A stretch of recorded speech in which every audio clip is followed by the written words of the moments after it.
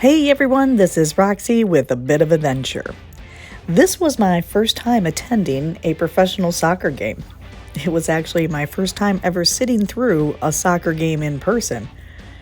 Even further, I've never watched a full game on TV. I've never even watched a partial game on TV. While I appreciate the game and think the people that play soccer or football have to be some of the fittest humans alive because, man, that field is huge and they just never stop running. What I'm really trying to say is I don't know jack squat about soccer, and I'll be the first to admit it, but honestly, I had a great time at the game.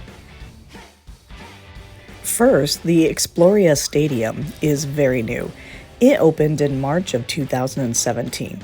It's home to the Orlando City of Major League Soccer, the MLS, and the Orlando Pride of the National Women's Soccer League, the NWSL.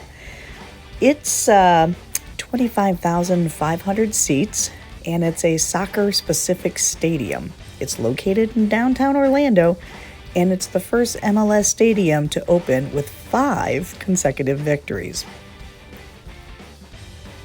There are many great features about this stadium. They built North America's first safe-standing supporters section that they call the Wall. The stadium has a 4-sided canopy roof. This helps keep the noise from the game in and the weather out. And that was appreciated since it was raining when we arrived at the game. As a special note, in Section 12, there are 49 rainbow-colored seats as a memorial for the 49 Pulse nightclub victims. It's a beautiful stadium that was uber cleaned, and there is not a bad seat anywhere. And it's well staffed. You will walk through a metal detector at entry and basically bring nothing with you.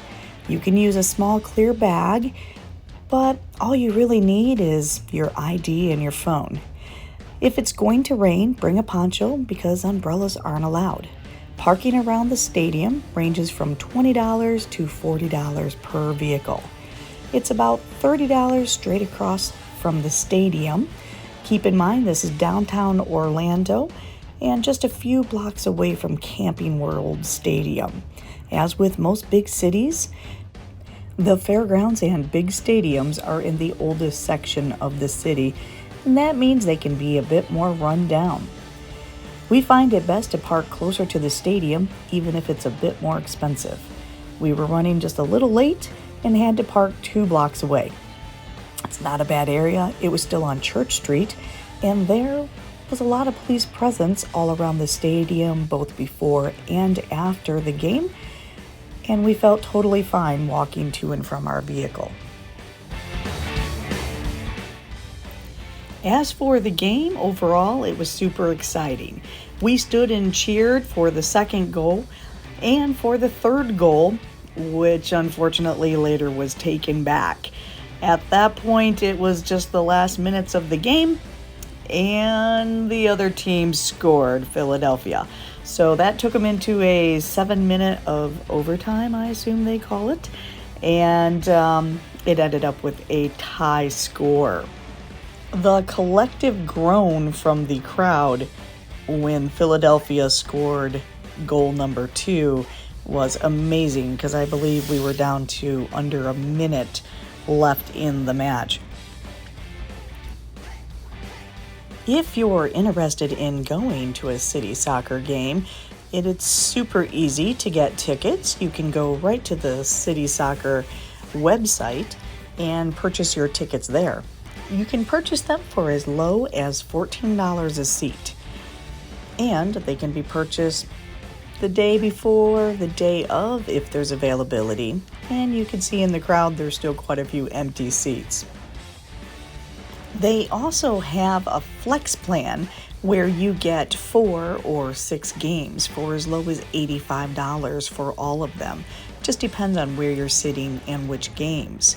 Then they have season passes. They're available for as low as $306. They also include 15% off of food and merchandise. What we did was the Flex Plan, and we've been to 4 games. This was my first one, but the rest of the family's been to 4 games, and we still have 3 more, so it was 7 total games. We picked the dates, been able to move the dates around as we needed because of other obligations, and it's worked very well for our family. Throughout the season, they've had different themed nights.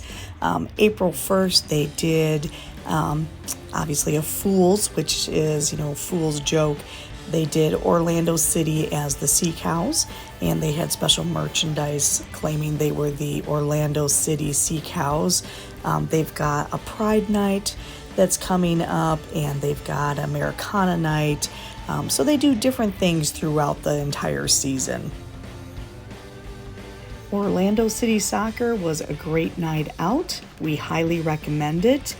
And if you're looking for more adventures, this has been Roxy. I'm with A Bit of Adventure, and we look forward to seeing you in the future.